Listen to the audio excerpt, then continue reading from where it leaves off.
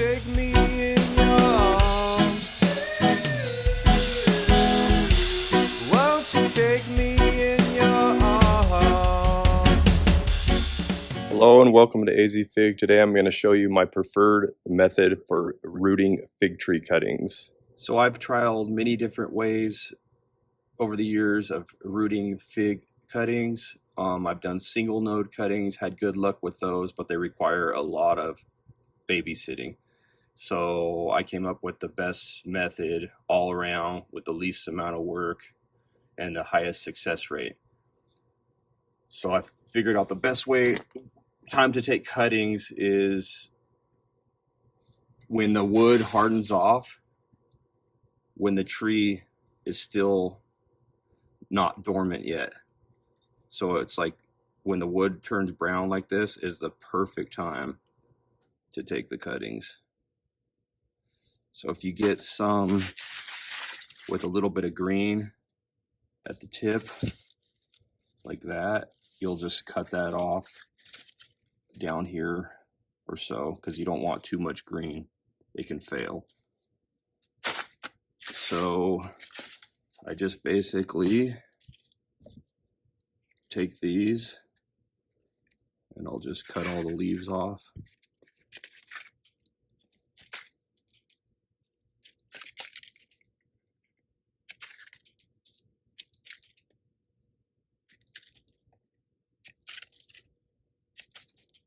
And I'll have a bucket of water that I'll drop everything in. So with this one, looks like I can get 2 cuttings, or actually maybe just 1 on this one. I'll probably just take a little bit of that green. I've noticed that the tip cuttings for me don't seem to work as good. So I'll do, it's a lot better if you can cut down to a nice bud. So right there. And then I'll toss it in a bucket of water, and you can do them a little bit shorter. I like to have like 4 nodes or 3 nodes minimum for this rooting method. And so I'll just prepare them like this, and then I'll just drop them in a bucket of water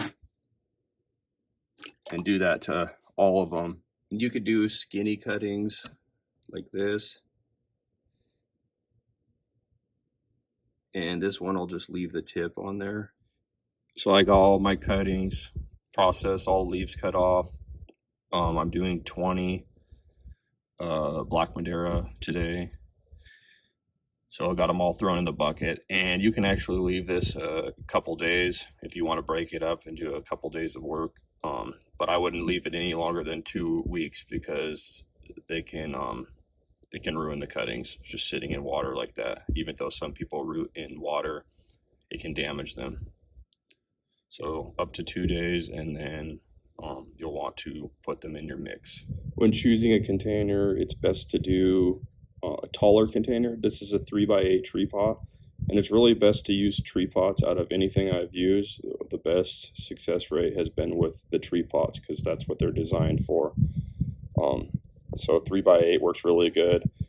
And how it's a narrower container, it lets the rooting mix dry out faster, so it doesn't stay waterlogged and rot the cuttings. So it works really well with the narrow container than if you had a big wide container that the soil just stayed waterlogged for an excessive amount of time, and it'll rot your cuttings. So you want the narrow, tall containers. So the wetter part of the soil is down at the bottom of the cutting, and it stays a little bit drier up towards the top. So I like using these trays. They hold 20 of the tree pots, and I get mine from Stewie and Sons. You have to get on their website and order them. And so 20 cuttings, and it doesn't take up much space. So you can put this anywhere, and it doesn't take up a lot of room in your house. So now I'm all set up with a pile of cuttings and my rooting mix that is in my tree pots. And I'll fill these up.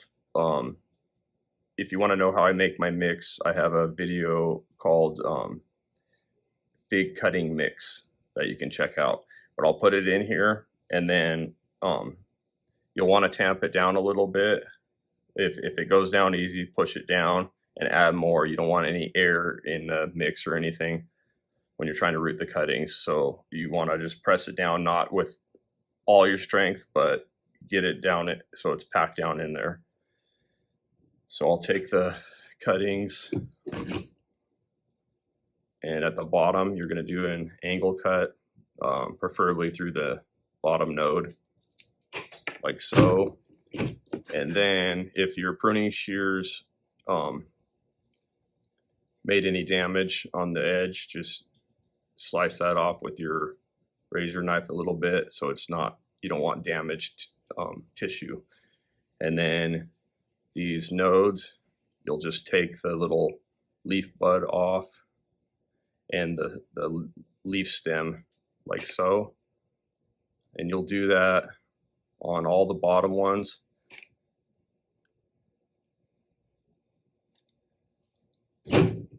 Like so.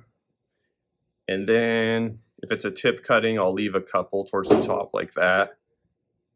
And then you'll just push it down into the mix. And with the tip cuttings, I'll just barely leave the tip out like so.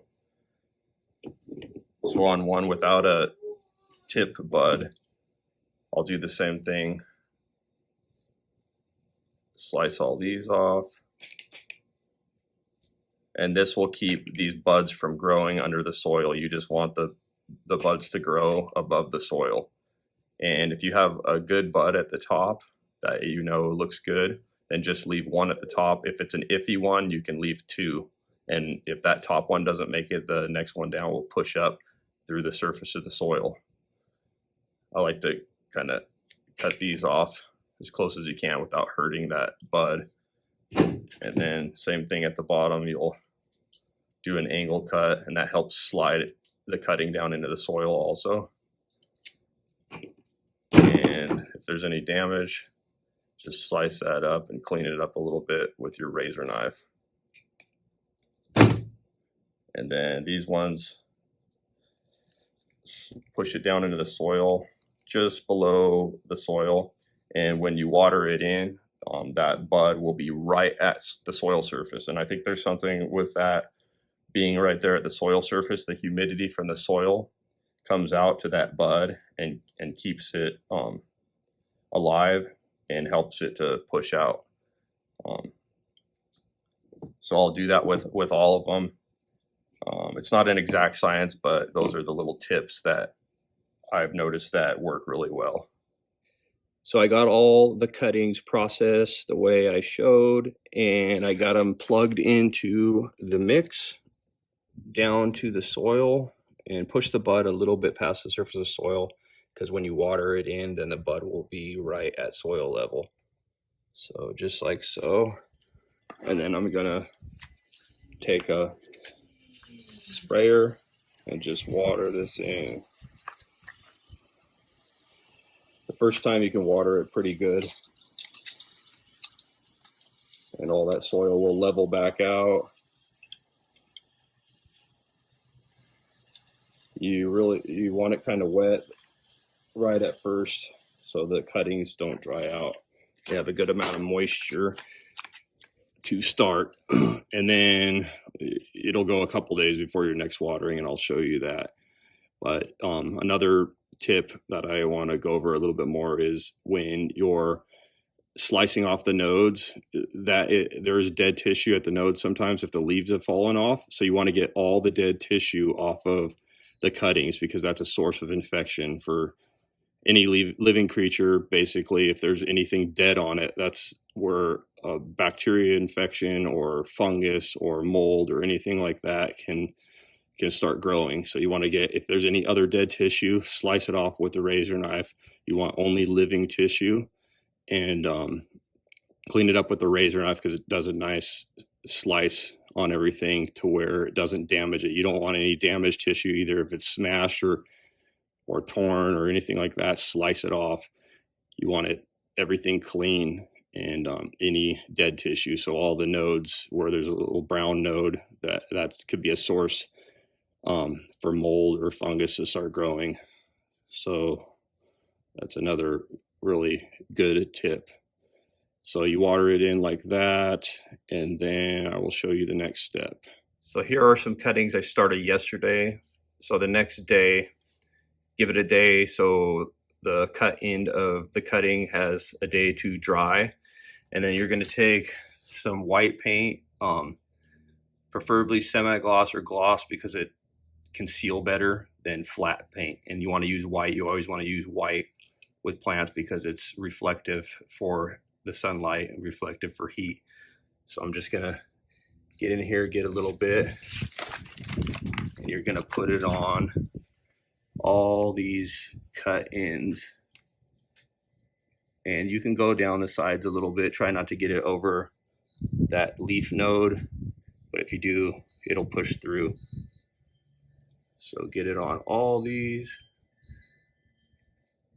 The ones with the tip cuttings, you don't need to do anything with those, but these, get the top and down the sides as close as you can to the top of the soil. This will prevent the cutting from drying out as it's rooting. So you do that on all those. And then here are some ones I've done a few days ago. And it should only take about a week or so sitting on a patio in indirect sunlight. Don't ever put them in direct sunlight. If it gets a little bit of light, like I have a trellis right here, a tiny bit of light through, that's fine.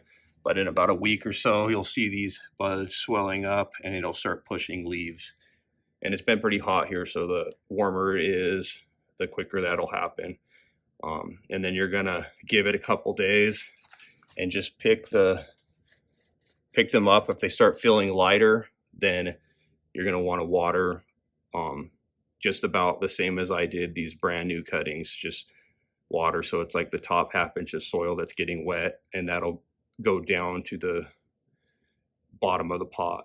You don't need to really saturate it heavy all the way. So it's just light waterings until they start getting good growth on them.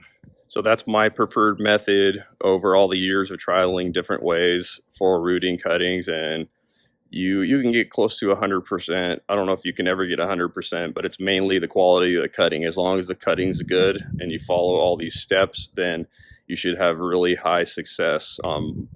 Most times it fails is because the cutting just wasn't that great. But I'm doing these on the patio, and this is where you get the highest success rate, when the sap is still flowing and the wood goes hard before the trees go dormant. If you want to store the cuttings in the refrigerator, then wait till the tree goes totally dormant, all the leaves naturally fall off, and then take your cuttings and store them. But you should not ever take them, even if the wood is hard, if the tree is still, if the sap is still flowing in the tree. You don't want to store it like that because they're not going to last.